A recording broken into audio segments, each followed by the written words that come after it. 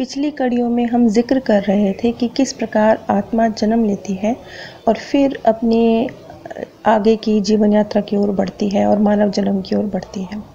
अब इससे आगे बढ़ते हुए जो ये नवजात आत्माएं होती हैं जो अभी पहले जन्म में भी नहीं गई हैं, उनके लिए जो जीवन की योजना है उसकी शुरुआत बहुत धीरे धीरे होती है। अब ये तो हमें बताई है कि जन्म के समय ही जैसे बच्चे अलग अलग होते हैं वैसे हर आत्मा अलग अलग होती है।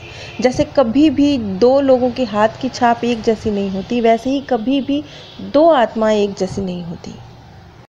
ये जो उनके गुण होते हैं, जो उनकी विशेषता होती है, जिस विशेष क्योंकि हर आत्मा में कुछ विशेष गुण हैं, वो उसके साथ पैदा हुई है, तो उसकी विशेषता के अनुरूप उसका जो पहला मानव जन्म उसे मिलेगा वो उसे उसके अनुरूप मिलेगा, या किस प्लेनेट पे जन्म मिलेगा ये भी इस आधार पर मिलेगा कि वो किन गुणों के साथ पैदा हुई है। जो ये नर्सरी है, इस नर्सरी से बाहर निकलने के बाद एकदम से आत्मा का पुनर्जन्म नहीं होता है और ना ही उसे किसी आत्मिक ग्रुप में शामिल किया जाता है। यहाँ पर एक ऐसी सोल द्वारा ये अनुभव बताया गया है जो पुनर्जन्म ले चुकी है लेकिन अभी बहुत यंग है, शायद उसके ये पहला या दूसरा बर्थ होगा, बहुत यंग है। तो उसने बताया कि किसी भी आत्मिक समूह में शामिल किए जाने से पहले और भूलोक पर अपनी यात्रा शुरू करने से भी पहले मुझे बहुत हल्के रूप से अर्धभौतिक जगत का अनुभव करने का अवसर दिया गया। और ये जो अर्धभौतिक जगत था ये भौतिक जगत से ज़्यादा मानसिक था, क्योंकि इसके जो इर्द गिर्द का वातावरण था वो पूरी तरह से ठोस नहीं था और ना ही वहाँ पर चेतन जीवन था। अब ये जो एक्सपीरियंस बताया जा रहा है एक आत्मा के द्वारा, तो इसे ऐसे समझिए जैसे बच्चे होते हैं, बच्चे स्कूल जाते हैं लेकिन स्कूल में एकदम से उनके ऊपर किताबों का या स्कूल के रूल रेगुलेशन का बोझ नहीं डाल दिया जाता। उन्हें पहले प्ले स्कूल में भेजा जाता है, वहाँ उन्हें जल्दी छुट्टी मिलती है, वो कोई भी ड्रेस पहन के आ जाते हैं, टीचर से, बुक से, सबसे उनका एक बस उनकी पहचान कराई जाती है। उनको स्कूल जैसा व्यवहार उनके साथ नहीं किया जाता, प्ले स्कूल में बस खेला जाता है बच्चों के साथ। कुछ इसी तरीके से धरती पर आत्मा का जन्म हो, उसकी जीवन यात्रा शुरू हो, उससे पहले उसे एक झलक इस धरती की दिखाई जाती है। उसे एक तरह से कुछ भी नहीं हुआ, अभी वो किसी आत्मिक ग्रुप का मेंबर भी नहीं बना, अभी उसने कोई जन्म भी नहीं लिया, अभी तो वो नर्सरी से बाहर आया है, उसे बस दिखाया जा रहा है। यहाँ पर इस वक्त जो वर्णन चल रहा है ये इसी चीज़ का वर्णन चल रहा है।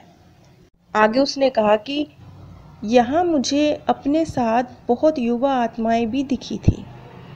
हम सभी बड़ी सरलता के साथ जगमगाते बल्बों के रूप में मानवीय आकार की प्रकृति के रूप में मैदान के चारों ओर घूम सकते थे। हम कुछ कर नहीं रहे थे, हम चेतन थे और महसूस कर रहे थे कि ठोस होना कैसा लगता है।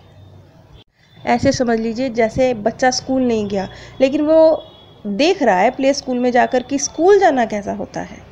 एक उसे आदत डाली जा रही है कि सुबह उठना है, फिर स्कूल के लिए तैयार होना है, फिर घर आना है, बस आदत डाली जा रही है। हम एक दूसरे के साथ बात करने की कोशिश कर रहे थे, हम जैसे किसी समुदाय में रहते हों। हम पर किसी तरह की कोई जिम्मेवारी नहीं थी।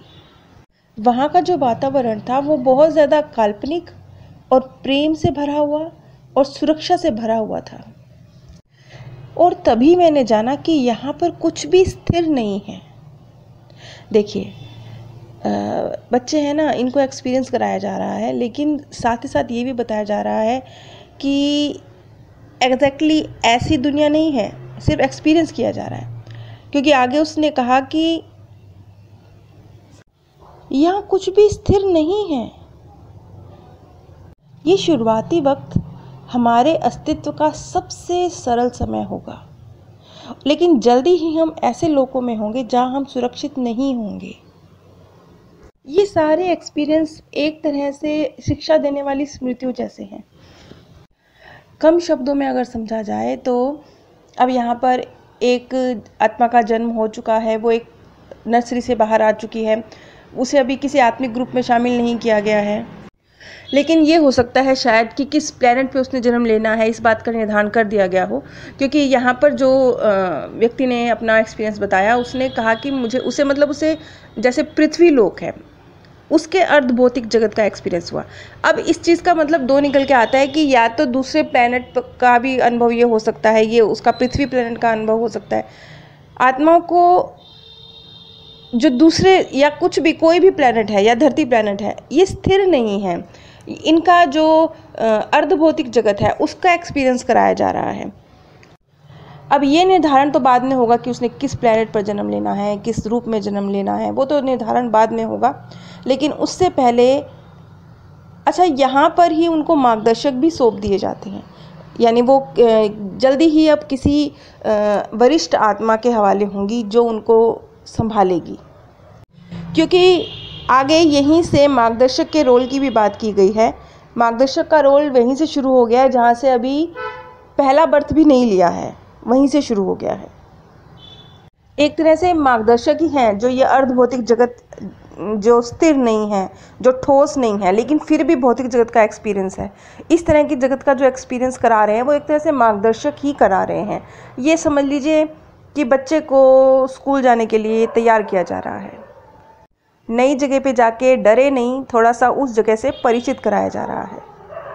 अब जब उनके मार्गदर्शक उन्हें अर्धभौतिक जगत का एक्सपीरियंस कराते हैं तो जैसे इस दुनिया में मंदिर हैं, मस्जिद हैं, गुरुद्वारे हैं, पुस्तकालय हैं, लाइब्रेरी, सब कुछ है, तो इस तरह की चीज़ों का एक्सपीरियंस भी उन्हें कराते हैं, क्योंकि अगर धरती का एक्सपीरियंस कराना है तो ये भौतिक चीज़ों का भी एक्सपीरियंस कराना है ना, तो वो इन चीज़ों का भी एक्सपीरियंस कराते हैं।